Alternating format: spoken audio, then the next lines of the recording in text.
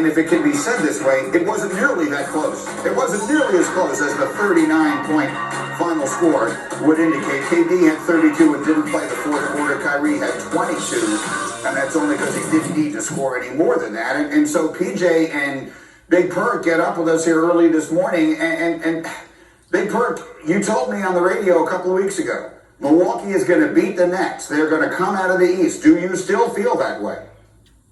No, and I'm so mad at myself, Greeny, for the simple reason is that I didn't stick to what I believed in, okay? I let people fool me with the two-time MVP. I let people fool me that Giannis got better. I let people fool me that he's the defensive player of the year. Because of the fact of the matter is this, he is who he is, and he's going to continue to show us that he's not a number one option guy. And right now, Kevin Durant is spanking Giannis, got him over his lap and giving him a straight spanking. And when you look at him, he's having deer sausage and deer stew. He's doing whatever he wants to Giannis and locking him up on the defensive end. So I'm looking at it, and I'm not even mad at Giannis. I'm not mad at the Bucks. I'm mad at Big Perk for letting people trick me to picking Giannis and the Milwaukee Bucks, knowing I should know better than to go against Kevin Durant, who's, by the way, not only the best scorer the game has ever seen, he's the best player in the league right now.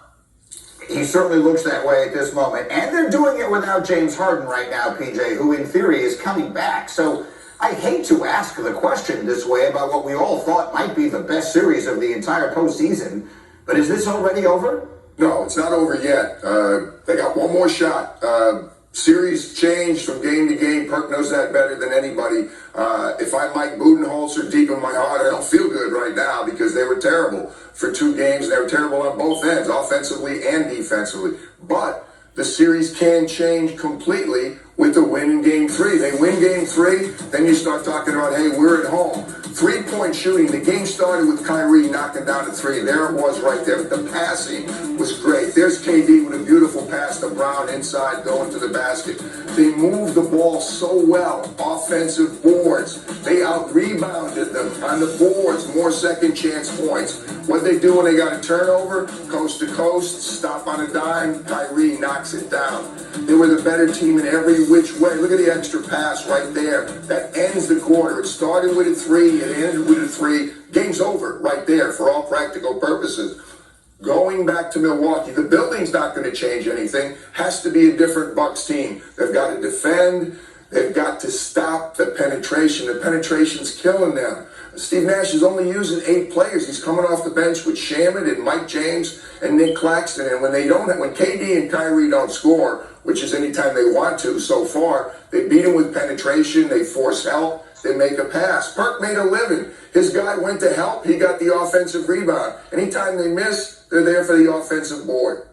PJ, so quickly, what's the adjustment? Give me the one thing you're changing if you're Mike Budenholzer going into Game 3. Defensively, they got to guard the 3-point line better, and they have to stop taking the ball out of bounds every possession. They got to get going down court, get Giannis in the open court, get some things happening in transition, and make some 3-point shots. They're just not shooting the ball well at all. I credit Brooklyn's defense. Nobody talks about it. Very underrated in the playoffs.